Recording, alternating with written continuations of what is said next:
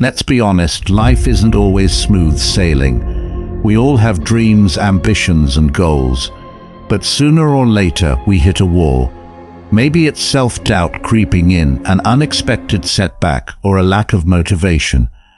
In those moments, questions start to surface. Am I really capable of achieving this? Do I have the strength to keep going?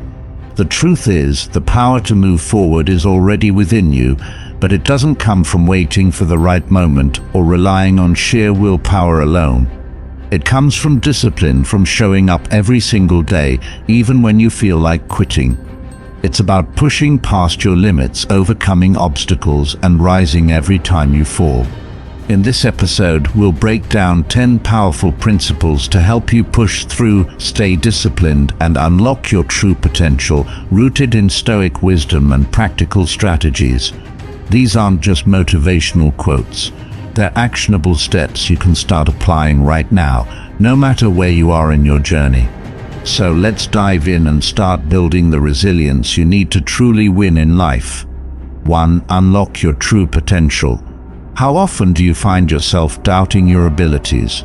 Maybe it's the thought of starting something new, or maybe you're in the middle of a project and wonder if you're really cut out for it. That little voice of self-doubt can be overwhelming, and it's easy to listen to it and believe that you're not capable of achieving your dreams. But here's the truth. You have untapped potential inside of you, and all it takes to unlock it is the willingness to push past those self-imposed limits. Self-doubt is one of the biggest obstacles that holds us back. We look at the challenges ahead, the goals we want to achieve, and we start to question whether we have what it takes. It's like standing at the base of a mountain, looking up at the peak and convincing yourself that you'll never make it. The higher you look, the more daunting it seems. But the truth is, you don't have to climb the entire mountain in one go. You just have to take the first step, then the next, and keep moving forward. Progress is made in small, consistent actions, not in grand leaps. The Stoics knew this all too well. Marcus Aurelius, one of the greatest Stoic philosophers, wrote in his Meditations, "You have power over your mind, not outside events. Realize this, and you will find strength." What he's telling us is that your potential is not limited by your circumstances, but by the way you choose to respond to them. The way you perceive challenges, obstacles, and setbacks can either fuel your growth or hold you back. The key to unlocking your true potential is in your ability to control your mindset. Self-doubt often comes from fear. The fear of failing, the fear of not being good enough, or the fear of rejection. But every time you give in to that fear, you let it define your limits. You stop yourself from even trying. And that's where the danger lies. By staying in your comfort zone, you never give yourself the chance to see just how much you're capable of. Imagine for a moment that you push past that fear. What would happen if you started believing that you could succeed, even if the road ahead seemed challenging? What if you decided to take action despite your doubts, to push through the uncertainty and give your best effort? That's when things begin to change.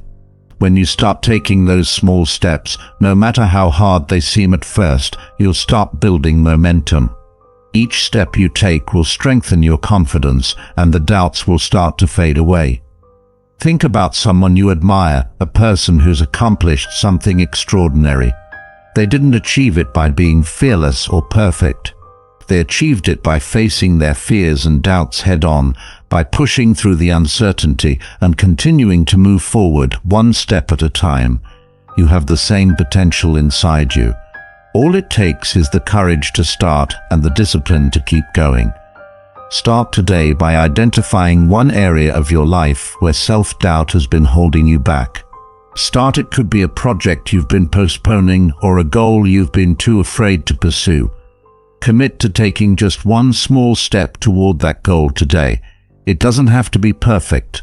It just has to be progress. With each step you take, you'll unlock more of your true potential. Your potential is limitless, but only if you choose to break through the barriers of self-doubt. It's time to stop holding yourself back. You've got what it takes. Now it's time to prove it to yourself. 2. Find your inner drive. It's easy to get excited at the beginning of a new project, a new goal, or a new year. The motivation is high and you feel unstoppable. But what happens when that excitement starts to fade? What happens when the initial thrill of starting something new wears off and you're left with a day-to-day grind?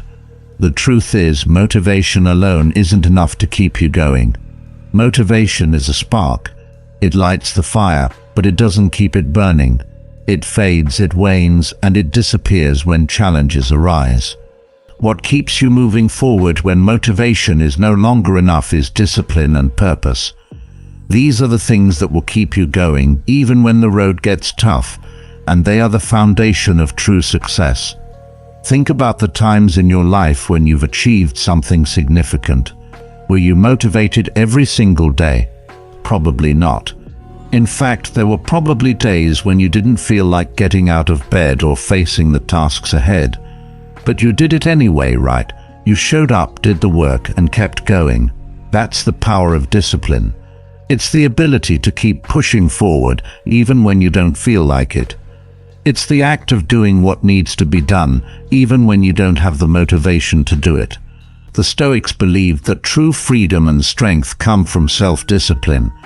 They understood that the path to greatness is not paved with easy wins or constant motivation, but with consistent effort and focus.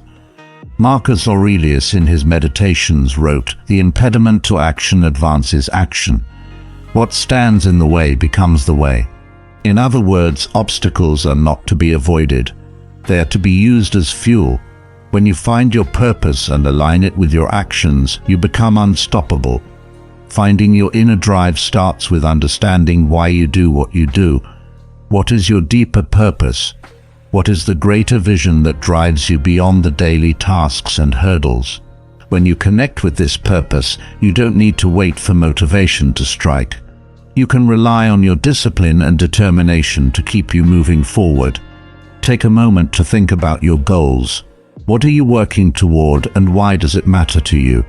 When you find that core reason, that deep motivation, you'll find that even on the tough days, you'll have the strength to keep going. You'll be able to tap into your inner drive and push through the challenges that come your way. One of the biggest obstacles to staying motivated is the feeling of being overwhelmed. When you focus only on the big picture and the end result, it can be easy to get discouraged. But here's a simple trick.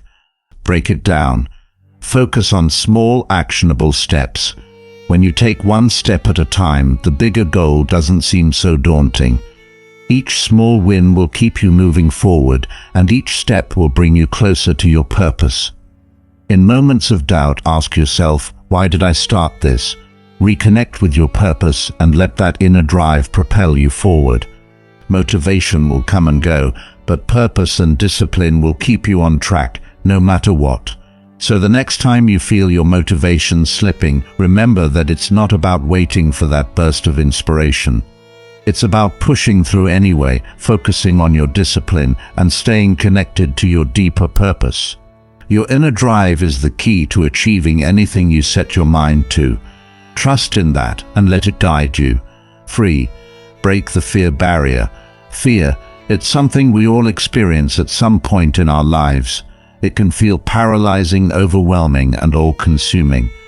Whether it's the fear of failure, the fear of judgment, or the fear of the unknown, it has a way of holding us back from reaching our true potential. 3. We avoid taking risks, shy away from challenges, and tell ourselves that we're not ready yet. But here's the thing, fear is the barrier between where you are now and where you want to be. The Stoics were well aware of the power of fear. They didn't ignore it. They faced it head-on, using it as fuel for growth. Seneca, a prominent Stoic philosopher, once said, "We suffer more in imagination than in reality." Fear often stems from our imagination, what we think could happen, what we imagine others might say, or how we picture failure. But in reality, fear is often much worse in our minds than it is in reality.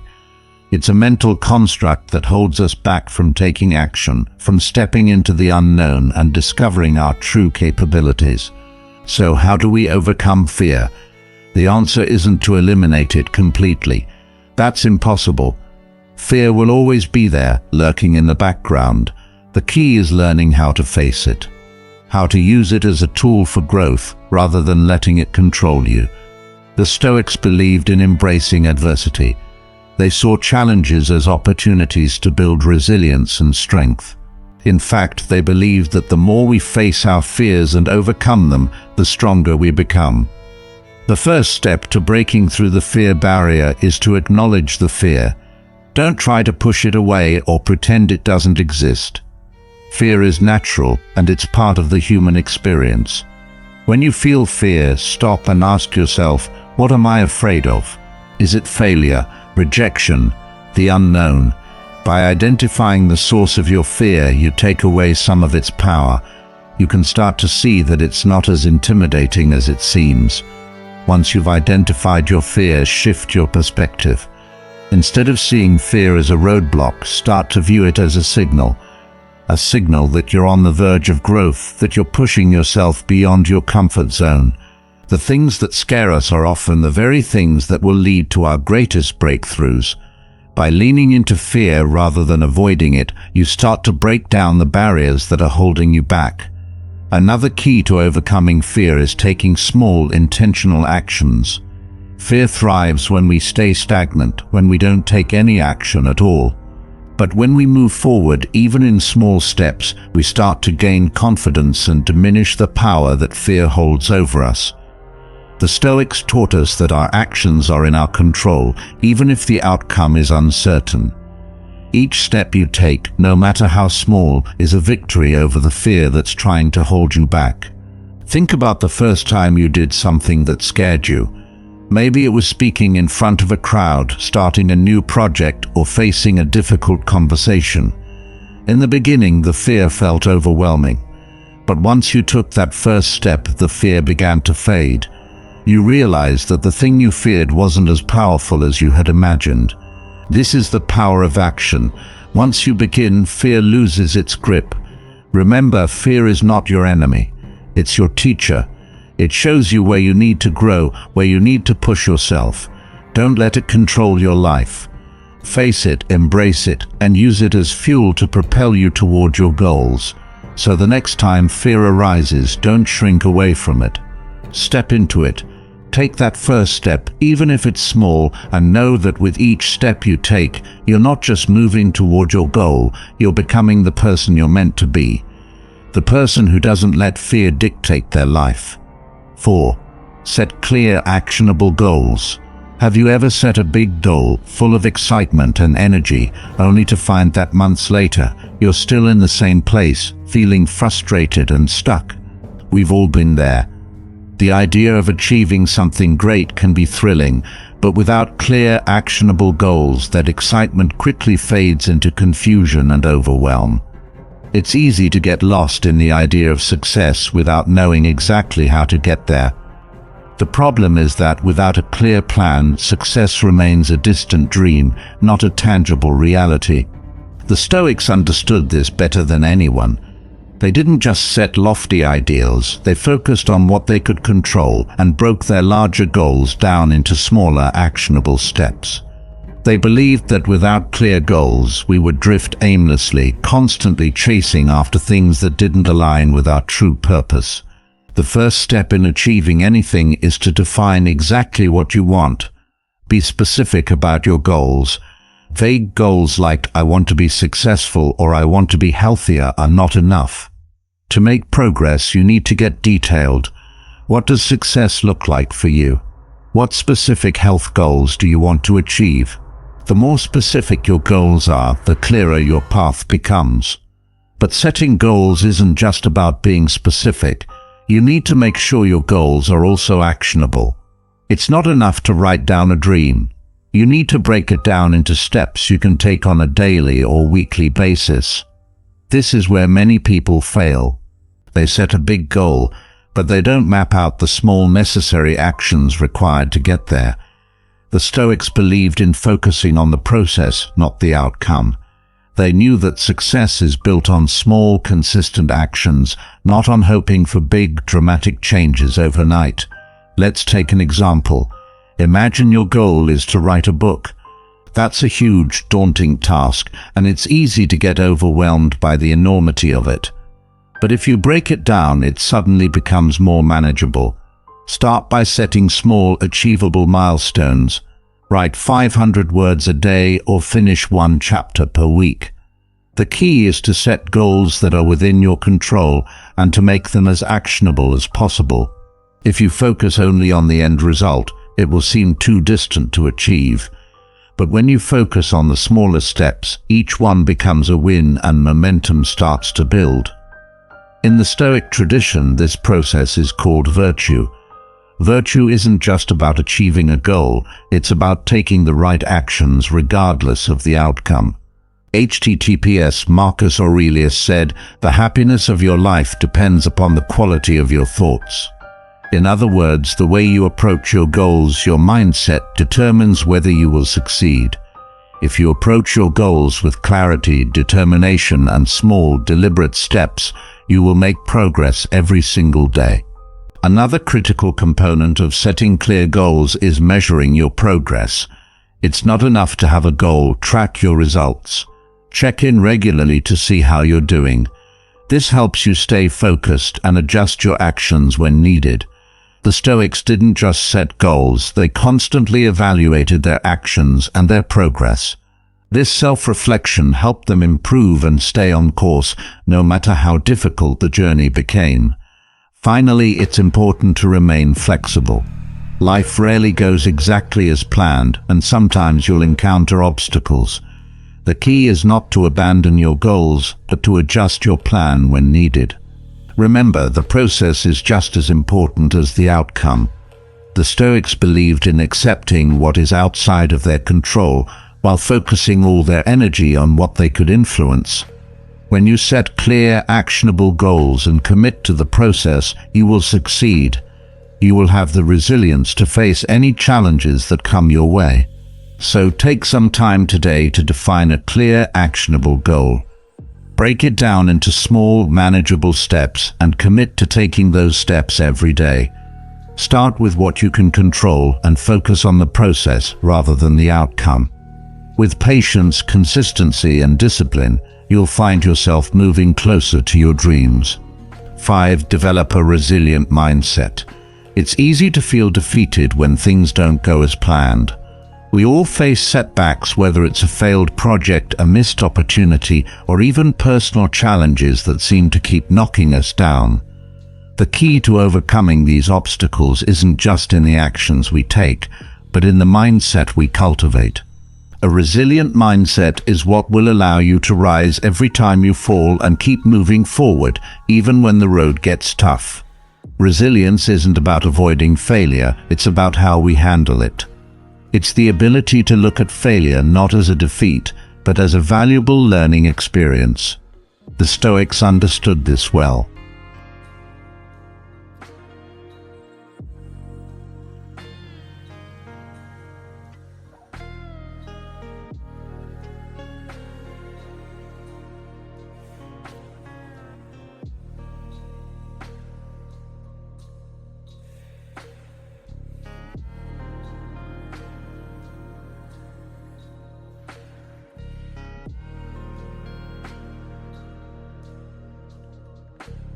Think about some of the most resilient people you know. These are the people who, despite facing tough times, continue to push forward. They don't let setbacks define them. Instead, they use failure as fuel to keep going. Resilience is about how you respond to the setbacks, not how you avoid them. It's about showing up every day, even when you feel like you've been beaten down.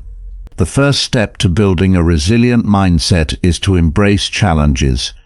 The Stoics didn't believe in seeking comfort. They believed in seeking growth. They knew that the greatest lessons and strength come from facing adversity head-on. So when you encounter a setback, instead of retreating or feeling defeated, ask yourself, what can I learn from this? The answer will give you the strength to keep moving forward. Failure isn't the end. It's a part of the process. It's simply a signal to adapt, adjust, and keep pushing forward.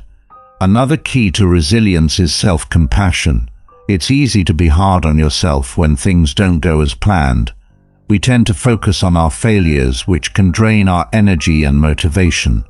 But instead of being self-critical, practice kindness toward yourself. Understand that mistakes are part of the human experience and that they don't define you. What defines you is how you respond to those mistakes, whether you choose to learn from them and grow or let them hold you back.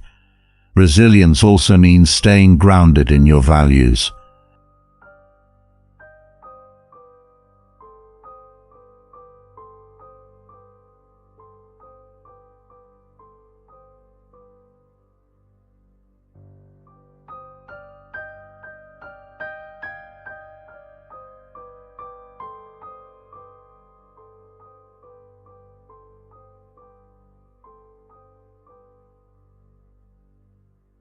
One way to build resilience is by creating routines that support your mental and emotional well-being. When life gets challenging, it's easy to feel like everything is out of control. But by establishing routines, you create a sense of stability, even when things around you are chaotic. Whether it's a morning meditation, a workout routine, or setting aside time for reflection, these small practices help to reinforce your inner strength and resilience. Finally, practice gratitude. Resilience isn't just about bouncing back from challenges. It's about finding strength in the midst of them. And one of the best ways to find that strength is by practicing gratitude. By focusing on what you have rather than what you've lost, you shift your mindset from scarcity to abundance. You start to see the lessons in every setback, the growth in every challenge, and the opportunities in every failure. Building resilience is a lifelong journey. It's not something that happens overnight, but with practice and persistence, you can develop a mindset that allows you to overcome anything life throws your way. Remember, the Stoics taught us that we can't control the external world, but we can control how we respond. And when we respond with resilience, we grow stronger, wiser, and more capable of achieving our goals. So the next time life presents a challenge, embrace it. Don't shy away from adversity.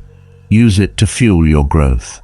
Build your resilience every day, and you'll find that you can handle anything that comes your way. 6. Master your emotions and focus. Emotions are a powerful force. They can drive us to achieve great things, or they can derail our progress completely.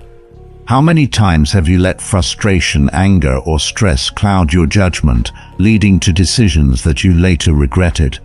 Or have you ever been so overwhelmed by emotions that you couldn't focus on what needed to be done? Mastering your emotions isn't about suppressing them or pretending they don't exist. It's about learning how to manage them so that they don't control your actions. It's about using emotional intelligence and focus to navigate life's challenges with strength and clarity. The Stoics believed that emotions, while natural, should not control us. They didn't aim to eliminate emotion, but instead they focused on cultivating a calm, rational response to whatever life threw at them. They understood that it wasn't the events themselves that disturbed us, but how we reacted to them. As Epictetus said, we cannot choose our external circumstances, but we can always choose how we respond to them. This wisdom is at the heart of emotional mastery. If you want to live a life of purpose and progress, you must first gain control over your emotions. When we talk about mastering emotions, we're also talking about focus. Emotions can be a massive distraction. They can pull you in 100 different directions and cloud your ability to think clearly or stay on task. But with emotional mastery, you can separate the feeling from the action. You can acknowledge the emotion without letting it dictate your behavior. The Stoics often practiced mindful detachment, observing their emotions without becoming overwhelmed by them. Let's take an example. Imagine you're working on an important project and you receive a critical comment from a colleague or a friend. Immediately, a wave of anger or frustration may rise within you. You might feel the urge to react, defend yourself, argue back, or shut down. But what would happen if, instead of reacting impulsively, you took a moment to pause and reflect? What if you acknowledged the emotion and then chose to respond thoughtfully, maintaining control over your actions and words? This is emotional mastery in action. Recognizing the emotion, but choosing to act based on your long-term goals, not in reaction to your temporary feelings. One way to master your emotions is by practicing mindfulness. The Stoics weren't familiar with modern mindfulness techniques, but their practices were based on the same idea: awareness and presence. Marcus Aurelius wrote in his Meditations, "Look within. Within is the fountain of good, and it will ever bubble up if thou wilt ever dig." This means being aware of your thoughts, emotions, and actions in real time. It means checking in with yourself, acknowledging your feelings, and deciding how you want to move forward. Another key to emotional mastery is emotional regulation. This is about knowing what triggers your emotions and finding healthy ways to manage them. It's not enough to just acknowledge an emotion, you need to actively regulate it. This could be through deep breathing, reframing your perspective, or taking a break to clear your mind. Developing this skill allows you to stay focused, calm, and in control, no matter the circumstances. But emotional mastery is not just about handling negative emotions. It's also about embracing positive emotions and staying grounded in them. Joy, excitement, and enthusiasm are all powerful forces that can propel you forward. The key is to harness these emotions and channel them into positive actions, rather than letting them lead to impulsiveness or distraction. When you combine emotional mastery with sharp focus, you create a powerful toolkit for navigating challenges. Focus is your ability to direct your attention toward what matters, blocking out distractions and staying aligned with your goals. Emotional intelligence allows you to keep your focus intact, even when things get difficult or stressful. Together, they create an unstoppable force that can keep you moving forward, no matter what life throws at you. So ask yourself, what emotions have been controlling you lately? How can you shift your response to these emotions in a way that serves your greater purpose? By mastering your emotions and your focus, you can navigate setbacks with strength. Stay aligned with your goals. 7. Build winning habits and stay consistent. We all know that success is not achieved overnight. It's not the bursts of energy or the intense moments of productivity that lead to lasting change. It's the small, consistent actions that compound over time. Building winning habits is the key to success. These habits shape who you are and determine the quality of your life. The Stoics knew this, and they emphasized the importance of cultivating discipline and consistency as the foundation of a meaningful life. The challenge, however, is that habits aren't built overnight. They require time, patience, and deliberate practice. It's easy to get excited about a new goal or a new routine, but the real test comes when the novelty wears off and the day-to-day effort begins to feel like a grind. This is where most people fall off track. They start strong, but without the discipline to stay consistent, they give up too soon. The key to building winning habits is to start small. Don't try to overhaul your entire life in one go. Instead, focus on one habit at a time and make it as easy as possible to succeed. For example, if you want to get healthier, don't aim to work out for an hour every day right from the start. Instead, begin with a small, achievable goal, like 10-minute workouts or even just going for a walk each day. As you build consistency, you can gradually increase the intensity and duration. The Stoics were masters of small, deliberate actions. They didn't rely on motivation to push them through difficult tasks. Instead, they understood that discipline is the true driver of success. Marcus Aurelius, for instance, practiced the habit of self-reflection daily. It wasn't a grand gesture, it was a small, consistent habit that allowed him to stay grounded, focused, and aligned with his values. This daily commitment to small actions ultimately led him to greater wisdom and success. Building winning habits is also about aligning your habits with your goals. If you want to be more productive, for example, you need to develop habits that directly contribute to productivity, such as prioritizing your most important tasks. setting clear goals and removing distractions. If you want to improve your mental health, incorporate habits like meditation, journaling, or physical exercise into your daily routine. The key is to make sure your habits support the life you want to create. Consistency is the cornerstone of habit building. It's easy to start strong, but the real challenge is staying consistent over time. This requires discipline and a deep understanding of why the habit is important to you. When you commit to consistency, you stop relying on willpower alone. Instead, your habits become automatic. They become part of who you are, and they support you in achieving your long-term goals. One way to stay consistent is to track your progress. Keep a journal, use a habit tracker, or create a visual reminder of your goals. This helps you stay accountable and allows you to see your progress, even on the days when you feel like you're not making significant strides. Small wins add up, and tracking your progress helps reinforce the idea that every little step counts. Another important part of building winning habits is learning to embrace discomfort. Often the most rewarding habits are the ones that push us out of our comfort zones. Whether it's waking up early, making time for exercise, or staying focused during a long work day, the habits that lead to long-term success often feel difficult at first. The key is to push through that discomfort and recognize that it's a sign of growth. The more you embrace the discomfort of building new habits, the easier they become. Lastly, don't be too hard on yourself. Building habits takes time, and there will be setbacks along the way. If you slip up, don't give up entirely. Acknowledge the setback, learn from it, and get back on track. The journey to building lasting habits isn't about perfection. It's about progress. The more consistent you are, the more your habits will solidify, and over time, they'll become an integral part of who you are. So today, take a look at the habits you want to build. Start small, stay consistent, and focus on building habits that align with your long-term goals. Remember, success isn't about intensity. It's about showing up every day, even when it's hard. 8. Overcome procrastination and boost productivity. We've all been there. You've got a task in front of you, something that needs to get done, but for some reason you can't seem to get started. You tell yourself, "I'll do it later," or "I'll start tomorrow." And before you know it, the day slips away and that task is still untouched. Procrastination is a silent productivity killer. It's the habit of putting things off until later.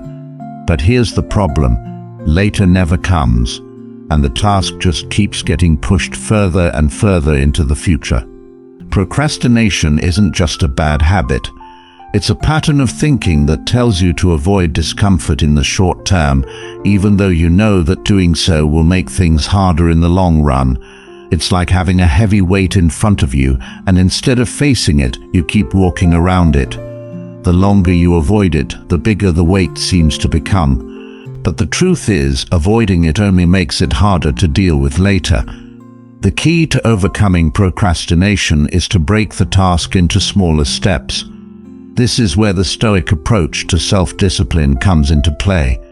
The Stoics understood that big, overwhelming tasks can paralyze us, but the way to make them manageable is to take them one small step at a time. When you look at a task as a huge, insurmountable mountain, it's easy to feel defeated before you even begin. But when you break it down into smaller, more manageable pieces, you'll find that the task becomes less daunting. The Stoic philosopher Seneca once said, "It is not that we have a short time to live, but that we waste a lot of it." The same applies to procrastination. The time we waste by avoiding important tasks adds up. The longer you wait to take action, the more time you lose, and eventually the weight of the task becomes even heavier. But when you break it down and start taking action, you start to see progress, and that momentum will keep you moving forward. Another powerful tool to combat procrastination is time blocking. Time blocking is a technique where you set aside specific blocks of time to work on particular tasks without any interruptions or distractions. By dedicating focused time to your tasks, you're not giving your brain a chance to talk you out of it. This strategy helps you to stay in control of your time and build productivity one block at a time. One of the best ways to beat procrastination is to use the 2-minute rule. This rule is simple. If a task will take less than 2 minutes to complete, use the 2-minute rule. Do it immediately. The reason this works so well is that it helps you get over the initial resistance to starting. Once you tackle a small task, you build momentum and find that it's easier to keep going. These small wins start to add up, and before you know it, you've completed the bigger task as well. It's also important to recognize that procrastination often stems from a deeper source. Fear of failure, fear of making mistakes, or even fear of success can all contribute to putting things off. But fear only grows when we avoid it. The Stoics were known for their ability to face fear head-on and act anyway. They didn't let fear control their actions. Instead, they used it as a motivator to take action, knowing that the only way to overcome fear was to face it directly. So when you feel the urge to procrastinate, ask yourself, what am I really afraid of? Is it the fear of failure? The fear of not doing it perfectly? Once you identify the fear, you can challenge it and move forward. The final piece of the procrastination puzzle is self-compassion. Be kind to yourself when you slip up. Procrastination can sometimes come from a place of self-criticism, where you're afraid of not doing something perfectly. But perfectionism is the enemy of productivity. Instead of focusing on how perfect the end result needs to be, focus on the process and the progress you make. As the Stoics taught, it's not about perfection. It's about doing what you can when you can and learning from the experience. The next time procrastination rears its ugly head, remember this. Progress is made in action, not in waiting. Break the task into small steps. Give yourself focused time to work and face any fears head-on. Don't let procrastination steal your time or your potential. You have everything you need to take action and move forward, so stop waiting for the perfect moment and start today. 9. Strengthen your mind and body. We often hear the saying, a healthy mind in a healthy body, but how often do we take the time to truly understand and apply it? So many of us focus intensely on one aspect of our lives, our career, our relationships, or our ambitions, while neglecting the very foundation that supports all of them, our health. The truth is, your mind and body are inextricably linked. If one suffers, the other will too. If you want to achieve your full potential, you must invest in both your physical and mental health. Physical fitness is often viewed as a necessary evil, something that we do out of obligation rather than enjoyment. Many of us treat our bodies as if they're just a vessel to carry us through life, rather than understanding that a strong body is an essential tool for success. But here's the thing. When you take care of your body, you take care of your mind. Exercise doesn't just improve physical health. It enhances your mood, boosts your energy, sharpens your focus, and improves your cognitive function. The Stoics were no strangers to this connection between mind and body. They understood that a disciplined life involved caring for both the body and the mind. They didn't neglect the body in their pursuit of wisdom. In fact, they believed that physical discipline was just as important as mental discipline. As Epictetus said, no man is free who is not master of himself. Mastering yourself means taking care of every aspect of your being, your thoughts, your actions, and your body. When you strengthen your body, you create the physical resilience needed to tackle life's challenges. It's much easier to stay focused and disciplined when your energy levels are high and your mind is sharp. The body provides the foundation for mental clarity and emotional stability. If you're feeling sluggish, tired, or physically drained, your mind will also struggle to stay focused and driven. But when you're physically fit, you can think clearer, make better decisions, and remain calm under pressure. But physical fitness doesn't mean running marathons or lifting heavy weights at the gym. It means finding an activity that works for you, one that gets your heart pumping and strengthens your muscles. Whether it's walking, yoga, swimming, or lifting weights, the key is consistency. Find something you enjoy, something that challenges you, and commit to doing it regularly. It's not about intensity. It's about showing up every day. On the mental side, strengthening your mind is just as crucial. A strong mind is one that can withstand stress, handle adversity, and make clear decisions. Mental resilience doesn't come from avoiding stress or running away from challenges. It comes from learning how to face them head-on and persevere through difficult times. The Stoics taught us that resilience is built by embracing discomfort, not avoiding it. Mental toughness grows when you push yourself outside of your comfort zone and choose to act despite fear, uncertainty, or difficulty. One of the best ways to build mental strength is through mindfulness and self-reflection. Start each day by taking a moment to check in with yourself. How do you feel?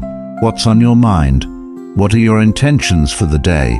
Practicing mindfulness helps you stay grounded and present, which can reduce stress and anxiety.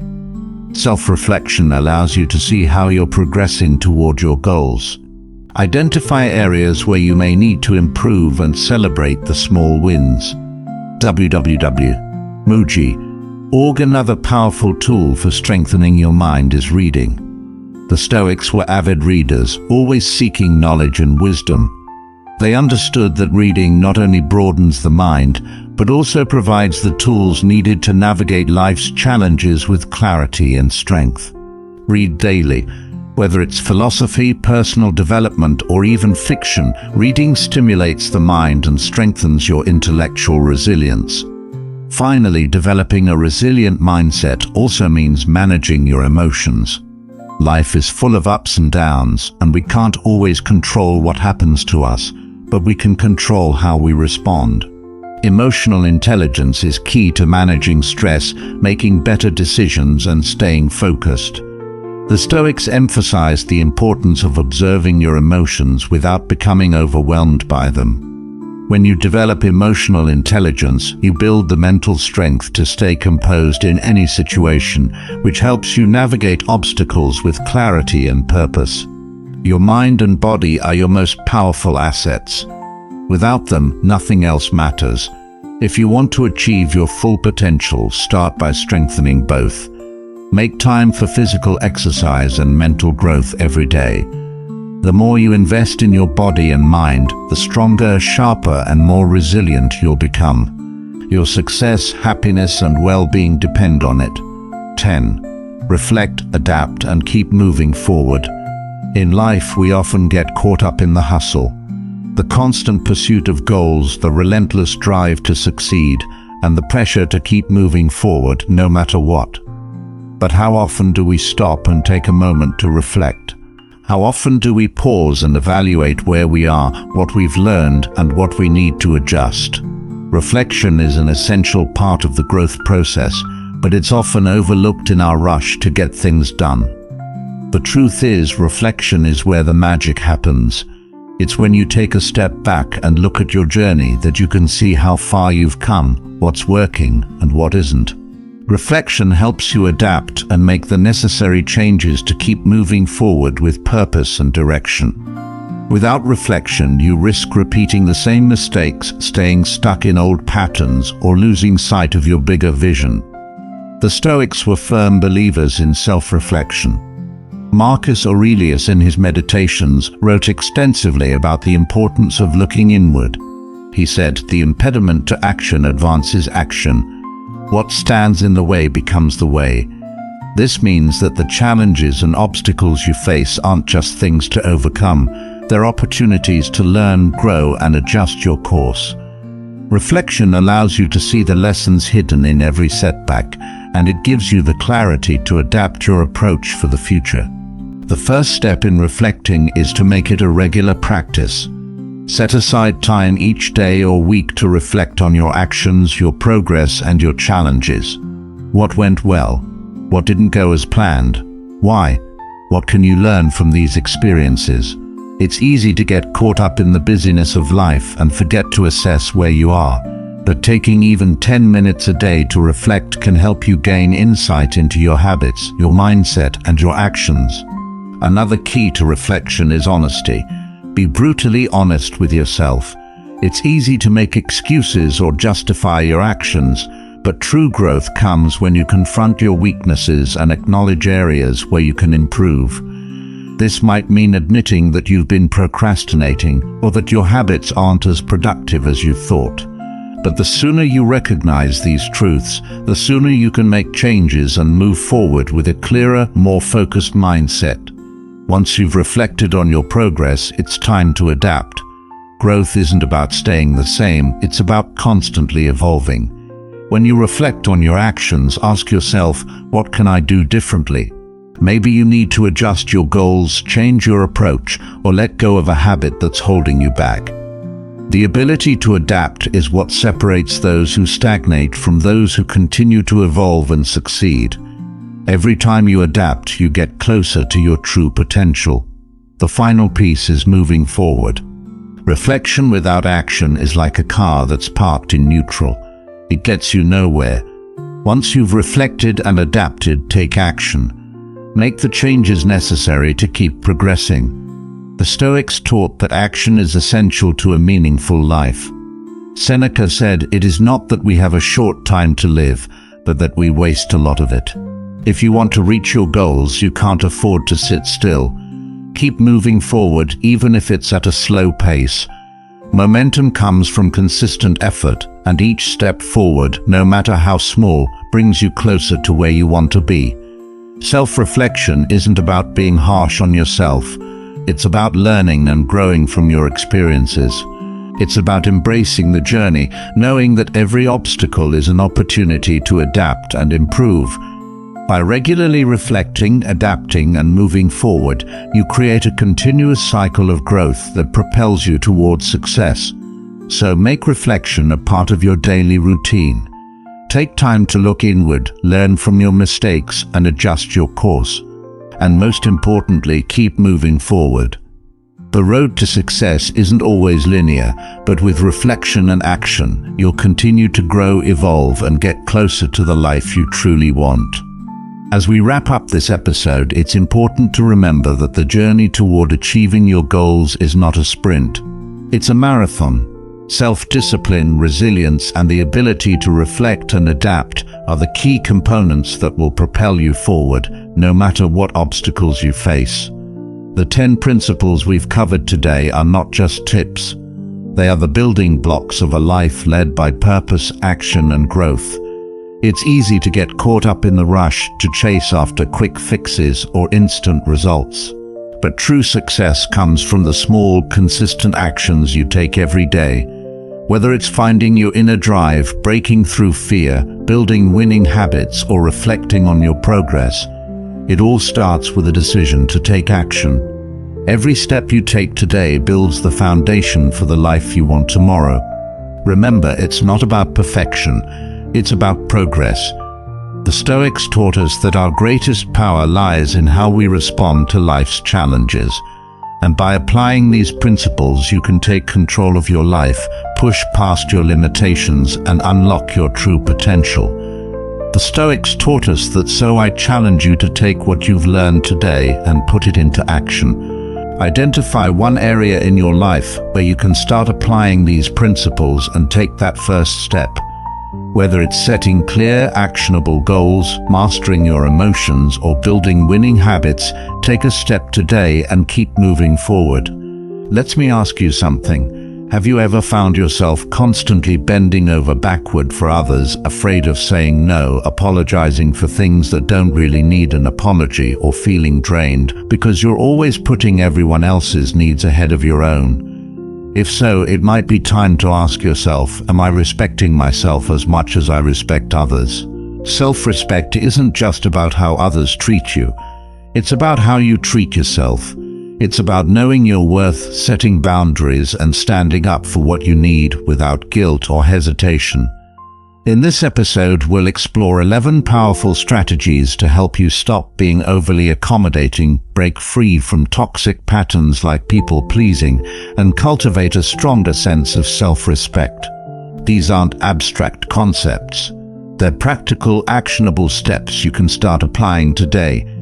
By learning how to set boundaries, say no without fear, and take care of your emotional well-being, you'll begin to feel more confident, assertive, and in control of your life. And most importantly, you'll start living on your own terms without constantly feeling the need to please everyone around you. If you're ready to stop being soft to everyone and start respecting yourself more, let's get started. Lesson 1. Stop being a people pleaser. Do you often find yourself saying yes to things you don't want to do, just to avoid disappointing someone? Do you prioritize everyone else's needs above your own, even when it leaves you feeling drained or resentful? If so, you might be stuck in the cycle of people-pleasing, and while it might seem like you're being kind and considerate, it's actually a habit that undermines your self-respect. People-pleasers often act out of fear. Fear of rejection, fear of conflict, or fear of not being liked. The problem is that when you constantly put others first, you start neglecting your own well-being, and over time, this leads to feelings of resentment, low self-esteem, and burnout.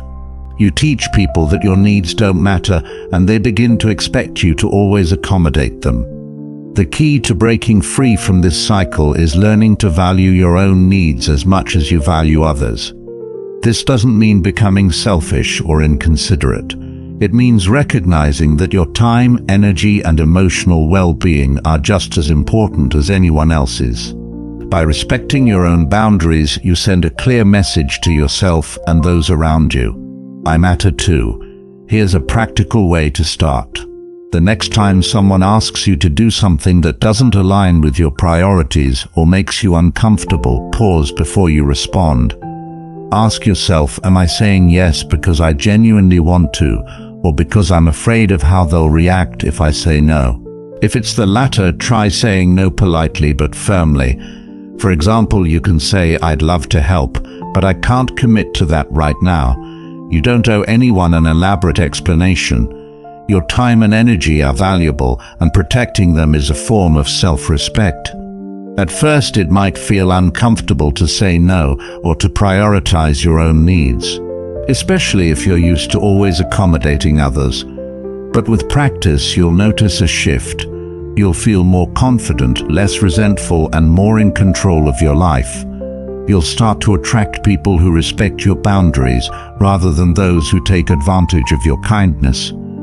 As Epictetus once said, no one is free who is not master of themselves.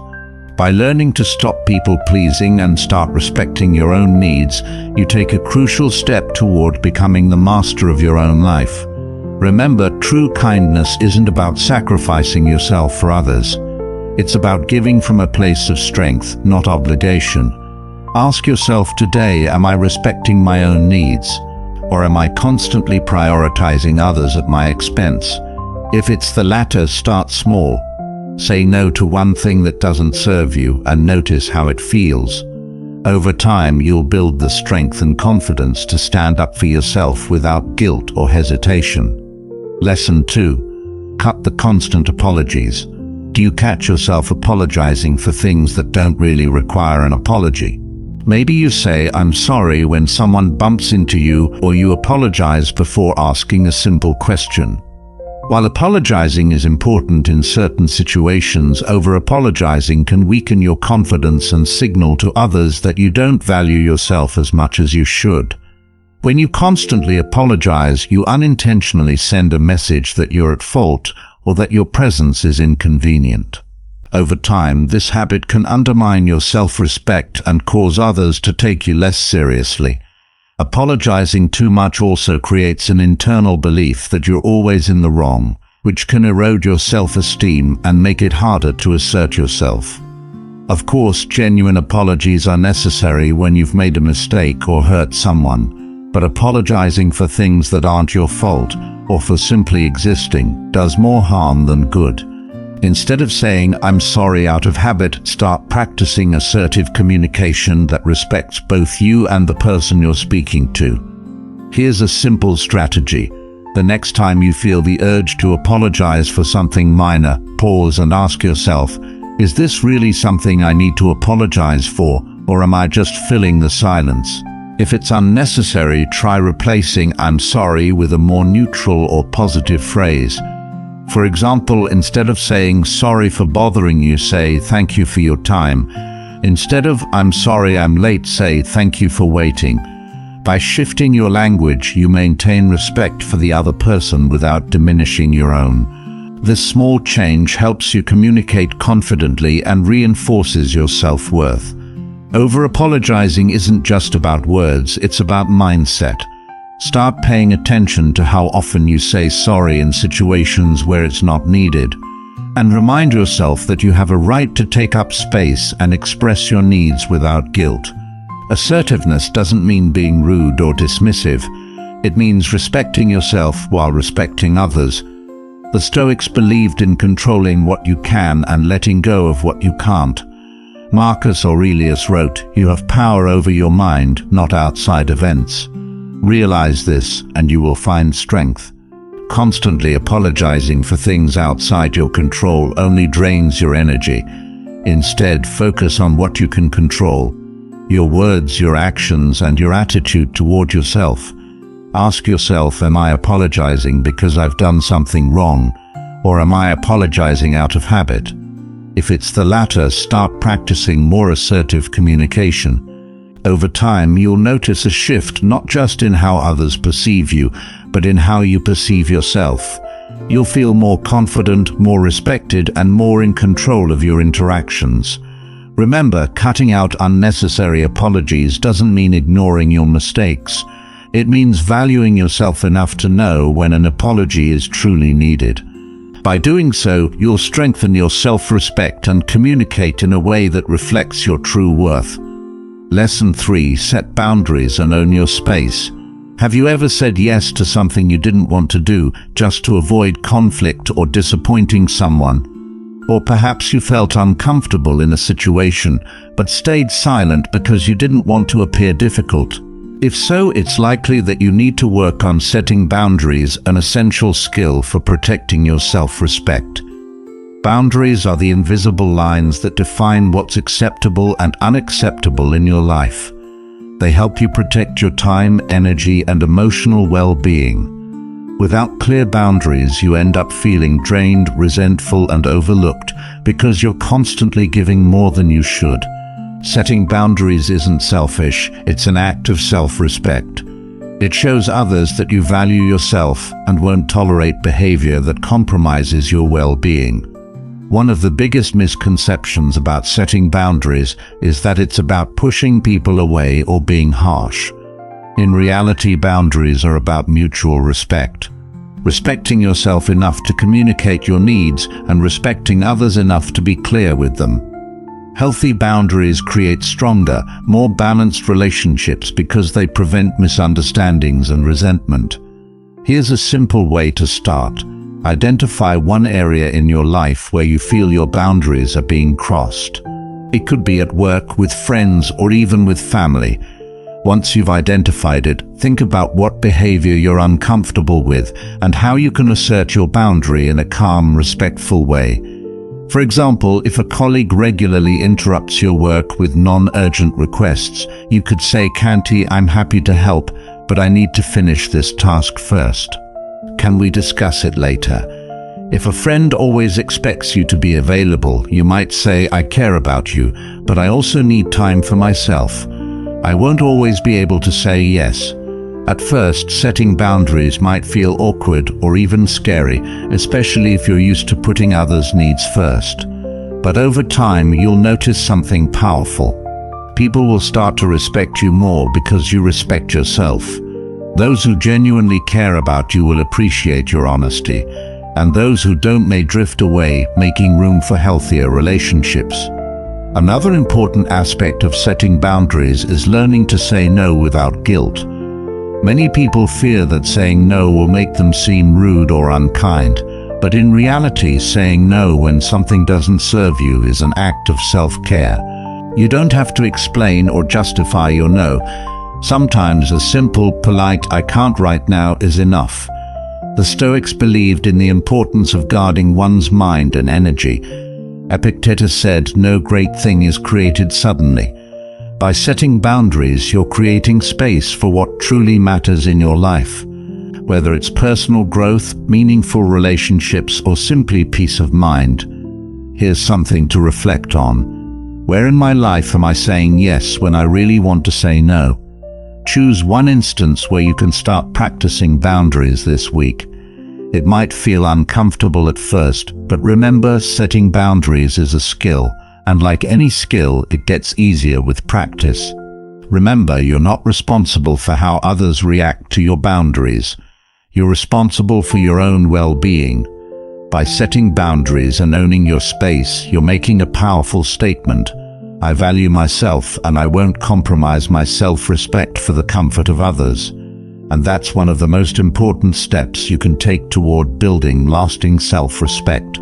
It's a life where you can build stronger relationships, achieve your goals with confidence, and create a future that reflects your true potential. The next step is to embrace these practices and commit to a path of thoughtful and deliberate decision-making. As you cultivate a life guided by wisdom and thoughtful decision-making, it's crucial to acknowledge how unchecked anger can stifle your creativity and innovation. Anger can create mental blocks, hinder your ability to think outside the box, and prevent you from tapping into your full creative potential. When anger dominates your emotional landscape, it consumes a significant portion of your mental energy. This constant preoccupation with negative thoughts and feelings leaves little room for creative thinking. This is the life that awaits you when you learn to manage your anger and cultivate a more open and curious mindset. It's a life where you can achieve your creative goals, collaborate effectively with others, and contribute to the world in meaningful and innovative ways.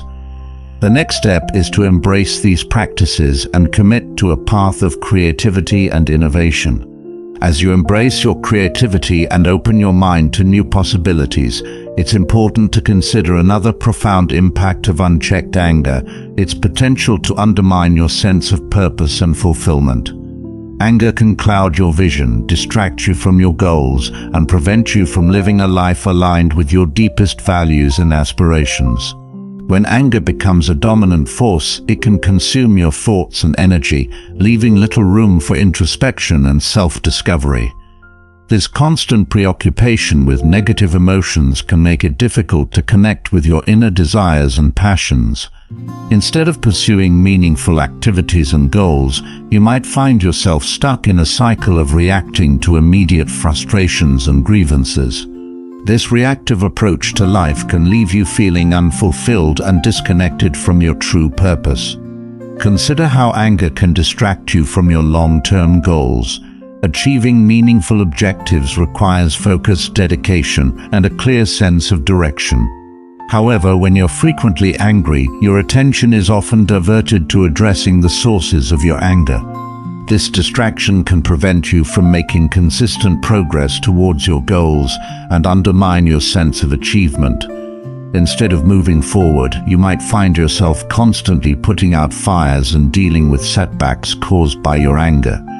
Anger can also erode your motivation and drive.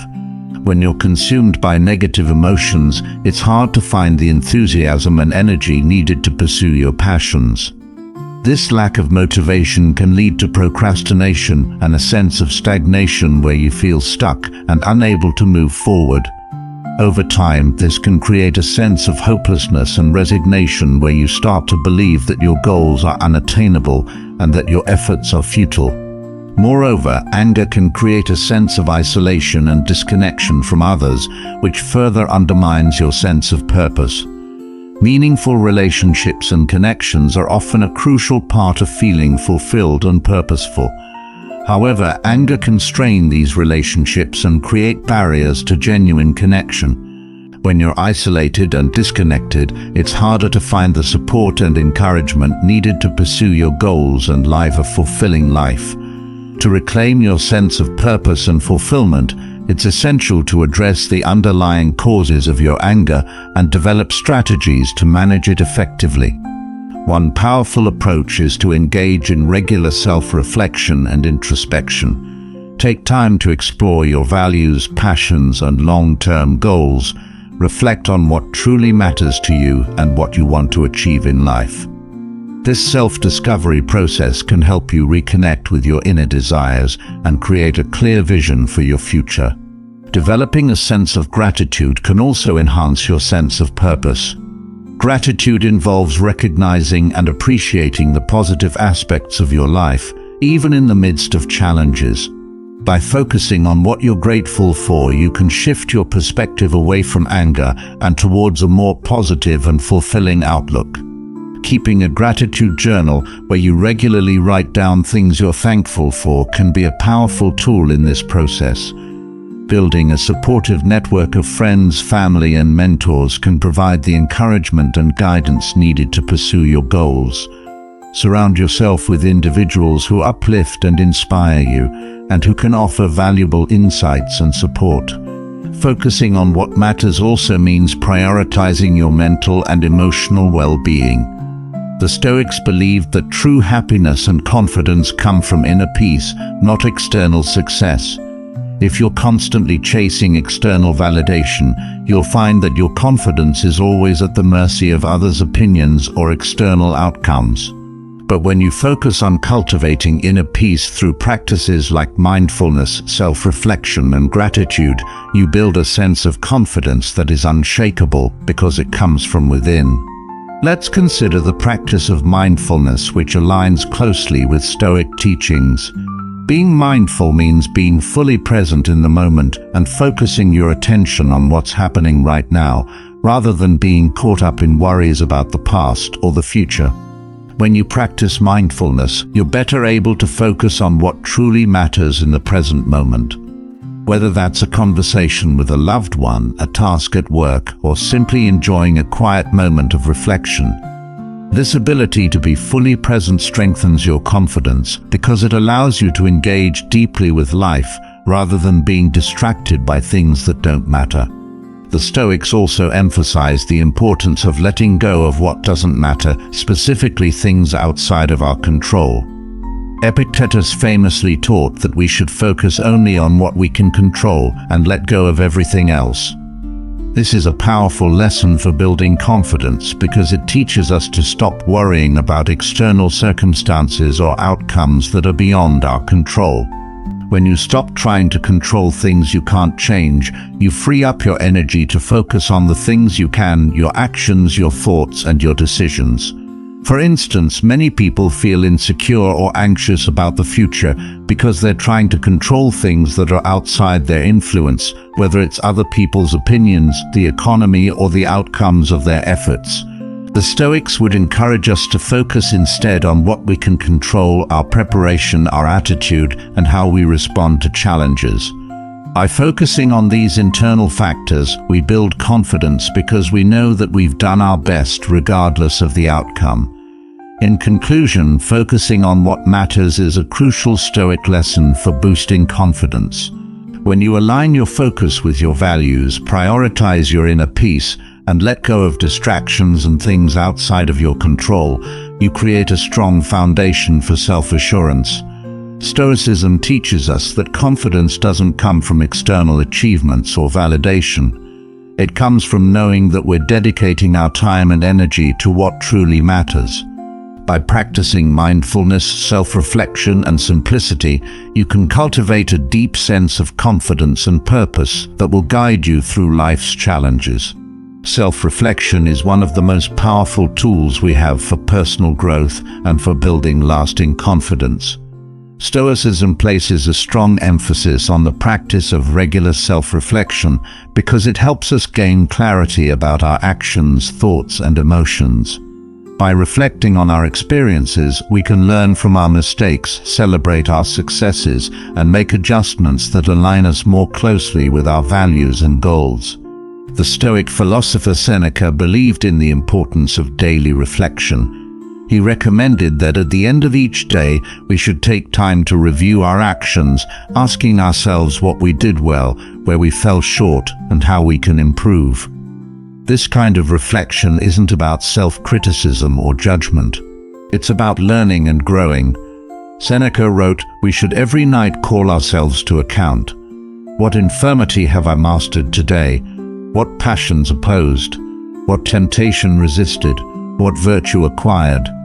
This practice allows us to continuously refine our character and build confidence from knowing that we are always working to become better versions of ourselves.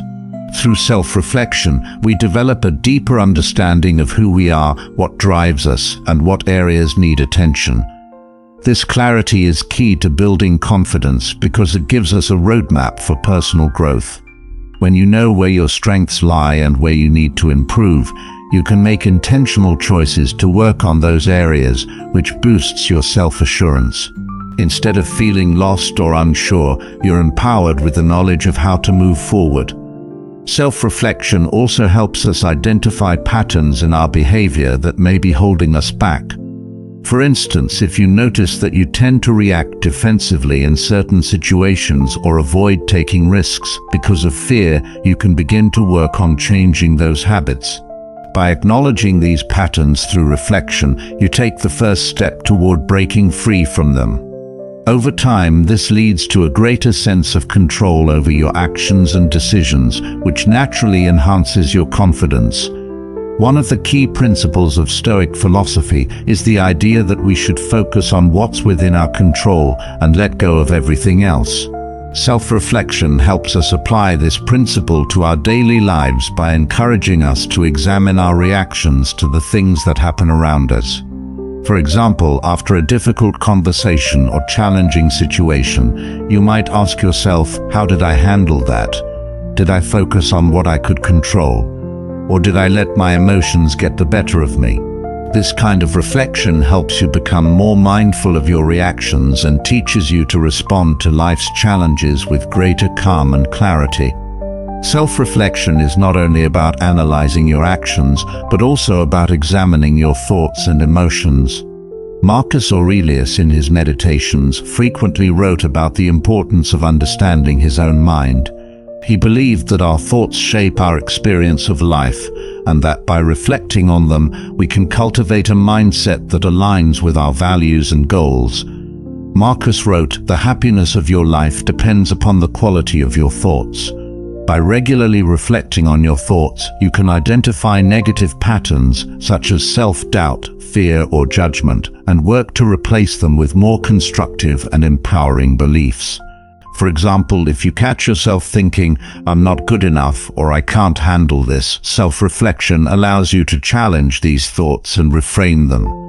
Instead of letting negative thoughts erode your confidence, you can reflect on past experiences where you've succeeded or overcome challenges, and remind yourself that you're capable of handling whatever comes your way.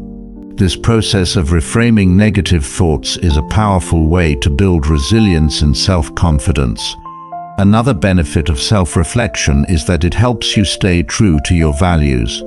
The Stoics believed that living in accordance with your values is essential for a fulfilling and confident life. By regularly reflecting on your actions, you can ensure that you're living in alignment with your principles. This might mean asking yourself questions like, did I act with integrity today? Was I kind and just in my interactions with others? Did I stay focused on my goals, or did I get distracted by things that don't matter? This kind of reflection keeps you grounded in your values, which strengthens your confidence because you know you're living authentically. One of the most practical ways to incorporate self-reflection into your daily routine is through journaling. Keeping a journal allows you to track your thoughts, actions, and progress over time. It gives you a space to reflect on your experiences, set goals, and analyze your reactions to life's challenges. Many Stoic philosophers, including Marcus Aurelius, use journaling as a way to practice self-reflection and gain insight into their inner lives. By writing down your reflections each day, you create a record of your growth and a tool for continuous self-improvement. Let's consider an example of how self-reflection can boost confidence. Imagine you're preparing for an important presentation at work. In the days leading up to it, you feel anxious and unsure of yourself. Instead of letting those feelings undermine your confidence, you take time to reflect. You ask yourself, why am I feeling this way? What's the worst that could happen? What have I done in the past that prepared me for this? Through this process, you realize that you've successfully given presentations before and that your preparation has set you up for success. This self-reflection not only calms your nerves, but also reinforces your belief in your own abilities. In conclusion, practicing self-reflection is a crucial Stoic lesson for boosting confidence. By regularly examining your thoughts, actions, and emotions, you gain valuable insights into your strengths and weaknesses, which helps you grow and improve. Self-reflection also helps you stay aligned with your values, break negative patterns, and cultivate a mindset that fosters confidence and resilience.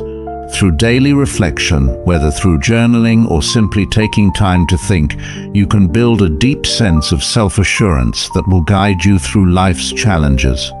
Resilience is one of the most essential qualities for navigating life's challenges with confidence, and it is a central concept in Stoic philosophy. Life is full of obstacles, setbacks, and unexpected events, but how we respond to these challenges determines whether we become stronger or feel defeated. The Stoics teach us that true resilience comes from focusing on what we can control and accepting what we cannot. Epictetus reminds us it's not what happens to you, but how you react to it that matters. This Stoic teaching is at the heart of resilience. While we cannot always control the circumstances we face, whether it's a personal failure, a health issue, or a difficult relationship, Epictetus reminds us it's not what happens to you, but how you react to it that matters. We have complete control over how we respond. By choosing to view challenges as opportunities for growth rather than as insurmountable problems, we build the mental and emotional strength to face adversity with confidence. Building resilience means cultivating the ability to bounce back from difficulties. It's not about avoiding pain or discomfort, but learning to endure them with grace and clarity. Marcus Aurelius wrote, "The impediment to action advances action. What stands in the way becomes the way." This powerful Stoic principle teaches us that obstacles are not meant to be avoided, but embraced as part of our journey. Each challenge we face provides an opportunity to develop our resilience, grow stronger, and become more confident in our ability to handle future difficulties. Consider a common situation in which resilience is necessary: losing a job. For many, this experience can be overwhelming and lead to feelings of failure, self-doubt, and fear about the future. However, through the lens of Stoicism, losing a job can be seen not as a failure, but as an opportunity for growth and reinvention. The Stoics would advise us to focus on what we can control, our next steps, how we use our time and our mindset, rather than dwelling on the loss itself. By approaching the situation with resilience, we can turn what seems like a setback into a new beginning. Another key aspect of building resilience is accepting that life is unpredictable. The Stoics practiced premeditatio malorum, or the premeditation of evils, which involves mentally preparing for worst-case scenarios. By considering what could go wrong, Stoics were better equipped to handle challenges with composure when they arose. This practice doesn't mean dwelling on negativity, but rather acknowledging that hardships are a natural part of life. When you mentally prepare for adversity, you're less likely to be caught off guard and more likely to respond with resilience when difficulties arise. Let's take the example of someone training for a marathon. They know that along the way they will face physical fatigue, injury, or moments of doubt. Instead of fearing these obstacles, they anticipate them and develop strategies to overcome them. Whether it's through physical conditioning, mental toughness, or learning to pace themselves. This is resilience in action. By preparing for challenges and accepting them as part of the process, they build the strength to push through when things get tough. The same principle applies to life. When we build resilience by accepting that setbacks are inevitable, we gain the confidence to face them head-on. Resilience is also about maintaining a positive mindset in the face of adversity. The Stoics believed that our perception of events shapes our experience of them. Seneca said, "A man is as miserable as he thinks he is." This highlights the power of our thoughts in shaping our reality. When we view challenges as insurmountable, we feel overwhelmed and defeated. But when we see them as opportunities for growth, we approach them with a sense of purpose and resilience. By choosing to maintain a positive outlook, even in difficult times, we build the mental toughness needed to overcome adversity. In addition to mental resilience, the Stoics emphasize the importance of emotional resilience. Life's challenges can trigger a range of emotions: anger, sadness, frustration, or fear. While it's natural to feel these emotions, the Stoics teach us not to let them control our actions. Epictetus advised, "Make the best use of what is in your power, and take the rest as it happens." This means focusing on what you can do and accepting what you cannot change. Emotional resilience involves acknowledging your feelings, but not allowing them to dictate your response. By practicing emotional self-control, you build the resilience to face challenges with calm and clarity. Let's consider a real-life example of resilience. Think about someone who has faced a major setback, such as a serious illness or the loss of a loved one. While these experiences are incredibly painful, those who practice resilience are able to move forward by focusing on what they can control, whether it's taking care of their health, finding support from loved ones, or adjusting to their new reality. This doesn't mean ignoring the pain, but rather accepting it as part of life's journey and using it as fuel to become stronger and more resilient. In conclusion, building resilience is a fundamental Stoic lesson for boosting confidence. Life will inevitably bring challenges, but it's how we respond to those challenges that determines our strength and growth. By focusing on what we can control, accepting adversity as part of life, and maintaining a positive mindset, we can develop the resilience needed to face difficulties with confidence. The Stoics remind us that every obstacle is an opportunity for growth, and by embracing this mindset, we can build the inner strength to handle whatever life throws our way. Embracing this journey means being open to learning, adapting, and evolving as we gain more experiences. It's about recognizing that wisdom isn't static. It deepens and expands as we continue to engage with the world and reflect on our interactions.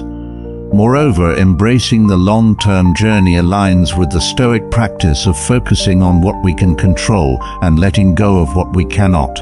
This isn't about resignation, but about empowerment. It frees us from the unnecessary stress of trying to control the uncontrollable and allows us to invest our energy in actions and attitudes that truly enrich our lives and the lives of those around us.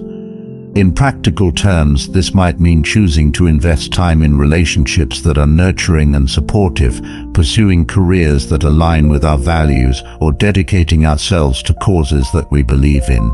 Each choice is a brick in the foundation of a life well lived, a life that reflects our deepest convictions and highest aspirations. Thank you all for joining me today in exploring these Stoic principles. Remember, the journey is long, but each step is a chance to reinforce who we are and what we stand for. By adopting a Stoic mindset, we learn not only to withstand the trials of life, but to approach them in a way that enhances our understanding of ourselves and our capabilities. Habit 3. The power of choice. Now that we understand that our emotions stem from our judgments and not the events themselves, let's delve into the profound Stoic principle of choice. This isn't about choosing what happens to us, that's often beyond our control, but choosing our response. And believe it or not, in that choice lies our freedom and power. The Stoics teach us that between the stimulus and the response there is a space. In this space lies our power to choose our response. This idea is incredibly empowering. It means that no matter what life throws at us, we have the last say on how we respond. Whether it's a rude comment, a financial setback, or a personal loss, our emotional response is ours to choose. Think about it this way. Life is like a complex dance. Events come at us in quick succession, and our emotions can react just as quickly. But like a skilled dancer who decides which steps to take on the dance floor, we can choose how to move with, around, or away from our emotional impulses. This doesn't mean ignoring our feelings.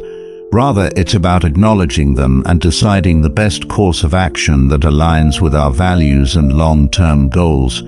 The key to making this practical is to develop what the Stoics called prosopsis, or mindful attention. It's about being aware in the present moment, recognizing our emotional triggers as they arise, and consciously deciding how we'll respond. By practicing mindfulness, we can widen that space between stimulus and response, giving us the time to choose our actions wisely. This power of choice is what enabled Stoic philosophers like Seneca to remain tranquil in times of extreme stress. Seneca suggested that we should rehearse worst-case scenarios in our minds, not to dwell on them, but to diminish the intensity of our reactions when faced with actual challenges. By doing so, we become less reactive and more responsive. Moreover, embracing this Stoic approach helps us build resilience. Resilience doesn't come from avoiding challenges, but from facing them with clarity and determination. Every time we choose a response that keeps us aligned with our goals, we strengthen our ability to handle future challenges more effectively. Habit 4: Techniques for action over emotion. As we delve deeper into the Stoic practice, it becomes clear that knowing you have a choice isn't enough. You need effective strategies to exercise that choice wisely. Here are some time-tested techniques drawn from Stoic wisdom that can help you choose your actions over your emotions, turning potential turmoil into triumph. One pivotal technique involves the simple yet powerful act of pausing when an emotion flares up. Imagine you're in a heated discussion. Instead of immediately reacting, give yourself a moment. This pause is a buffer, giving your rational mind time to wake up and process the situation. During this brief interlude, you can assess the emotion. Is it anger, frustration, fear? Acknowledging what you feel can diminish its overwhelming power, allowing you to respond rather than react. Another Stoic strategy is to reframe your thoughts about the situation. This cognitive reframing involves shifting your perspective to see the event differently. If someone cuts you off in traffic, instead of getting angry and assuming malicious intent, you might consider other explanations. Perhaps they are rushing to an emergency. Changing your narrative about the event can change your emotional response to it, helping you maintain your composure and perhaps even empathize with the other person. Values-based decision-making is another cornerstone of Stoic practice. Here you make decisions based on your core values, not fleeting emotions. Ask yourself, does reacting with anger align with my values? What would the best version of myself do in this situation? By aligning your actions with your values, you ensure that your responses contribute to the person you aspire to be, rather than a momentary emotional state. Emotional acceptance is crucial too. This doesn't mean resigning yourself to feeling bad. It means accepting that you're feeling a certain way without judgment or immediate reaction. Acceptance allows you to understand your emotions better and manage them proactively. It's like observing the clouds as they pass by in the sky. Notice them, but don't get carried away by the storm. Each of these techniques isn't just about handling a particular emotional moment. They're about cultivating a life where you consistently choose actions that reflect your rational and reasoned decisions. Practicing these techniques regularly can turn them into habits, fundamentally changing how you interact with your emotions and the world. As you integrate these practices into your daily life, you'll find that not only do your emotional responses become more balanced, but your overall sense of well-being improves, allowing you to live more fully in alignment with your Stoic principles. Habit 5. Benefits of choosing actions over emotions. When we choose our actions consciously, aligning them with rational thought rather than fleeting emotions, we cultivate an inner stability that is apparent to those around us. This stability makes us more reliable and trustworthy. In personal relationships, this can deepen bonds as loved ones see us as pillars of strength, capable of supporting them emotionally rather than reacting impulsively to stressful situations. It means that in times of conflict or tension, instead of escalating the situation with emotional reactions, we contribute to resolving it, enhancing the quality and depth of our connections. Professionally, the ability to stay calm and collected under pressure is invaluable. In the workplace, emotions can run high, but the capacity to maintain composure sets leaders apart.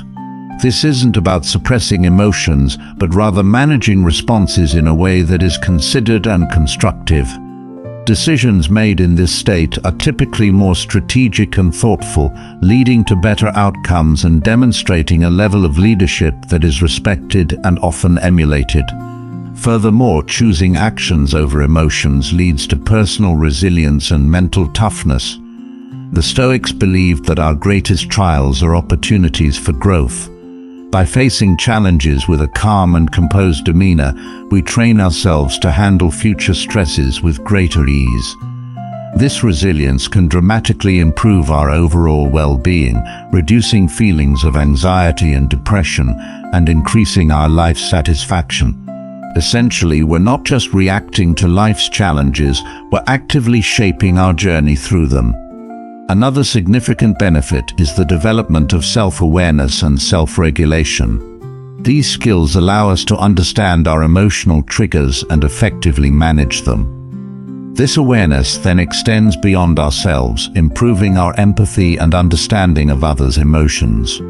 With this enhanced perception, we can navigate social interactions more skillfully, adapting our responses to suit different situations and personalities. The practice of choosing actions over emotions equips us with tools not just to survive in our world, but to thrive. By embodying the principles of Stoicism, we don't just go through life. We grow through life, continually improving ourselves and positively impacting those around us. Habit 6. Overcoming challenges. Mastering your emotions and consistently choosing rational actions over impulsive reactions is no small feat. It's a profound challenge that requires dedication, patience, and resilience. In this journey, as Stoicism teaches us, we encounter numerous obstacles that test our resolve and our ability to apply philosophical principles to real-life situations. One of the first challenges many of us face is the intensity and immediacy of our emotional reactions. Emotions are powerful and can overwhelm even the most dedicated practitioners of Stoicism. They can surge quickly and unexpectedly, driven by deep-seated habits and instincts that have been reinforced over a lifetime. The key to overcoming this challenge isn't to suppress these emotions, but to acknowledge their presence without allowing them to dictate our actions. This requires a high level of self-awareness and the ability to pause and reflect in the heat of the moment, a skill that is cultivated through consistent practice and mindfulness. Another significant challenge is maintaining consistency in applying Stoic practices. It's one thing to remain calm and composed in a controlled environment, but it's entirely another to do so under stress in the face of adversity or during an unexpected crisis. The Stoic practice of premeditatio malorum, which involves visualizing and mentally preparing for potential difficulties, can be incredibly helpful here. This exercise strengthens our mental resilience by familiarizing us with adversity before it occurs, reducing the shock and discomfort when challenging situations inevitably arise. Furthermore, there's the challenge of skepticism, both internal and external.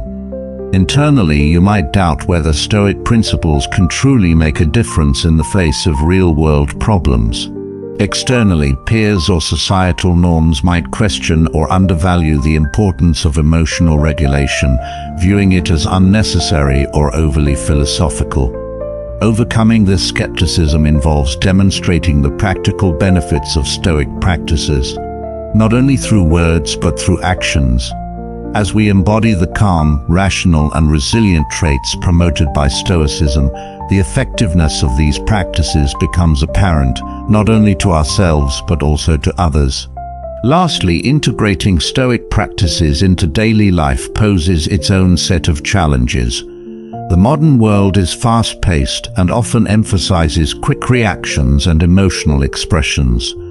To counter this, setting aside time each day for reflection, such as journaling or meditative practices, can anchor us in Stoic principles. This daily commitment turns abstract concepts into tangible actions, gradually weaving Stoicism into the fabric of our everyday lives. Overcoming these challenges requires a robust commitment to self-improvement and a deep understanding of Stoic philosophy. It's about embracing the process, knowing that each obstacle is an opportunity to practice and strengthen our Stoic virtues. By steadfastly applying these principles, we not only overcome the challenges, but also grow stronger and more capable with each step forward. Habit 7. Real-life applications. Consider a typical scenario at work. You've put your heart into a project, but during the presentation, a colleague interrupts with criticism that seems unfair. The immediate impulse might be to defend your work aggressively, allowing irritation or anger to dictate your response. However, applying Stoic principles, you could take a moment to pause, acknowledging your initial emotional response without acting on it. Instead of snapping back, you might then choose to address the criticism calmly, asking for specific feedback that could improve the project. This approach not only preserves professional relationships, but also enhances your reputation as someone who is composed and receptive to feedback, even under stress. Now imagine a personal situation such as a conflict with a partner or family member. Emotions can quickly escalate in familial settings, turning minor misunderstandings into major conflicts. A Stoic approach would involve recognizing the emotional triggers as they arise and consciously choosing to respond with understanding rather than reactivity. This might mean taking time to listen actively to the other person's concerns without immediately reacting or trying to solve the problem. Such a response promotes dialogue and understanding, helping to resolve conflicts in a way that strengthens relationships rather than weakening them. In another aspect of personal development, consider the challenge of self-discipline, such as maintaining a fitness routine or a diet. It's easy to give in to momentary impulses, skipping a workout because you feel tired or indulging in an unhealthy snack. Stoicism teaches us to focus on our long-term goals and values rather than short-term comforts.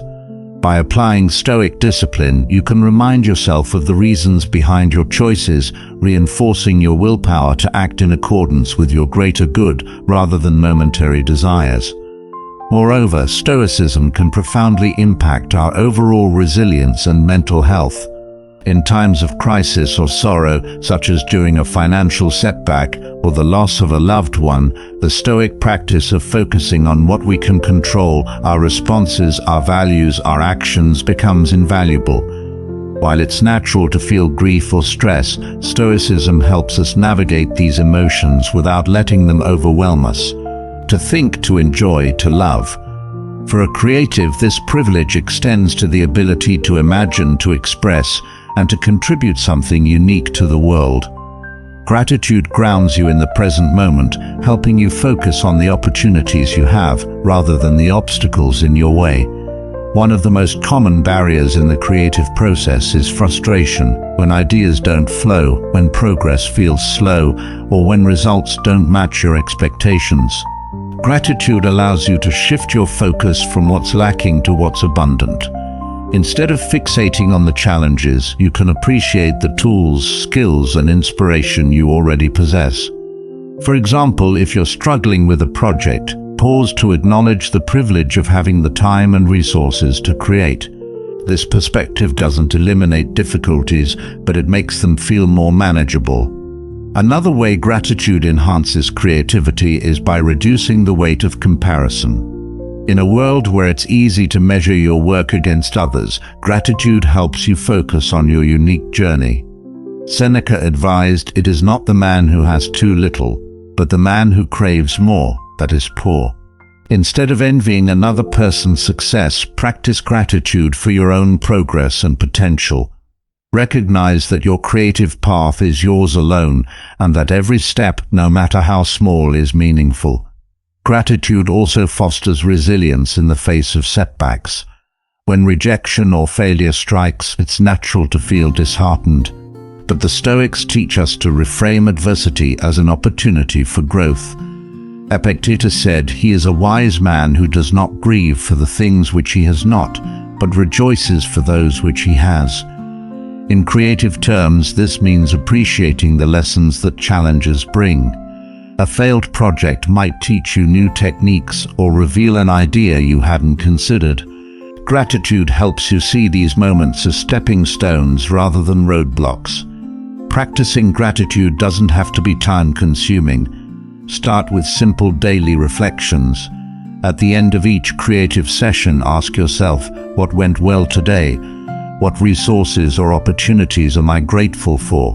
What skills have I developed through this process? Writing these reflections in a journal reinforces the habit of gratitude and helps you maintain a positive outlook. Another practice is to express gratitude for your creative process itself. The Stoics believed in honoring what is within your control, and your creative effort is entirely yours. Whether your work is praised, criticized, or ignored, the act of creating is an achievement in itself. Take a moment to thank yourself for showing up, for trying, and for continuing to grow. Gratitude can also be a source of inspiration. By focusing on what you're thankful for, you often uncover ideas and themes to explore in your work. For example, reflecting on meaningful relationships, memorable experiences, or even personal struggles can spark creative expression. These moments of gratitude connect you to your authentic voice, enriching your art with depth and sincerity. Lastly, share your gratitude with others. Whether it's thanking a mentor who guided you, acknowledging a peer who inspired you, or expressing appreciation to an audience who supports your work, gratitude strengthens connections and builds a supportive, creative community. The Stoics valued mutual respect and generosity, believing that gratitude fosters harmony and growth. Ask yourself, am I focusing on what I lack, or am I appreciating what I have? How can gratitude shift my perspective today? The creative process isn't just about producing work, it's about appreciating the journey. By cultivating gratitude, you find joy in the act of creating, resilience in the face of challenges, and inspiration in the everyday. As the Stoics teach, true wealth lies not in what you achieve, but in the gratitude you hold for the opportunities along the way. 10. Achieving creative freedom with a Stoic mindset. True creative freedom isn't about having endless time, resources, or opportunities. It's about liberating your mind from the barriers that hold you back. Fear of judgment, perfectionism, procrastination, and self-doubt can weigh heavily on your ability to create. A Stoic mindset, with its emphasis on self-mastery, detachment from external validation, and focus on the present, provides the tools to break free from these constraints and fully express your creative potential. The Stoics believed that freedom begins in the mind. Epictetus taught, freedom is the only worthy goal in life. It is won by disregarding things that lie beyond our control. For creatives, this means letting go of the outcomes you can't dictate, whether your work will be praised, sold, or even understood, and focusing instead on the effort and intention you bring to the process. When you free yourself from the need for external approval, you unlock the joy of creating for its own sake. One of the greatest barriers to creative freedom is the fear of failure. The Stoics remind us that failure isn't something to be feared, but embraced. Marcus Aurelius wrote, "You have power over your mind, not outside events." Realize this, and you will find strength. By reframing failure as a necessary part of growth, you allow yourself the freedom to experiment, take risks, and explore without the weight of perfectionism. Each misstep becomes a lesson, bringing you closer to mastery. Another key to creative freedom is detaching from comparisons. In today's hyper-connected world, it's easy to measure your work against others and feel inadequate. The Stoics advise focusing on your own path. Seneca said, "No man is more unhappy than he who never faces adversity, for he is not permitted to prove himself." Instead of looking outward, look inward. What unique perspective do you bring? what drives your creative vision. By grounding yourself in your values, you free yourself from the pressure to conform or compete. Time is another constraint that often stifles creativity. We tell ourselves, "I'll create when I have more time," only to find that the perfect moment never comes. The Stoics remind us that time is fleeting and should be used wisely. Marcus Aurelius urged, "Waste no more time arguing about what a good man should be. Be one." For creatives, this translates to prioritizing your craft, even in small, consistent increments. Instead of waiting for ideal conditions, use the time you have now to create, no matter how limited it may seem. Procrastination is another common hurdle to creative freedom. The Stoics emphasized action as a remedy for stagnation. Epictetus advised, "First say to yourself what you would be, and then do what you have to do." Start with small, achievable tasks that build momentum. Whether it's sketching an idea, drafting a paragraph, or experimenting with a melody, taking action, however imperfect, frees you from the paralysis of overthinking. Stoic principles also teach the importance of presence. Creativity thrives when you're fully engaged in the moment, unburdened by worries about the past or future. Marcus Aurelius wrote, "Confine yourself to the present." When you focus entirely on the task at hand, you enter a state of flow where ideas come naturally and time seems to disappear. Practice mindfulness as you create. Feel the texture of the paintbrush. Hear the rhythm of the words, or sense the movement of your hands on an instrument.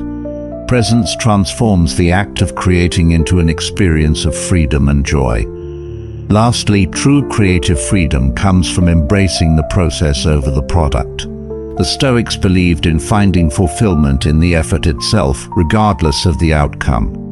Marcus Aurelius observed, "The fruit of this life is a good character and acts for the common good." For creatives, the fruit of your work isn't just the finished piece. It's the growth, insight, and satisfaction you gain along the way by focusing on the process.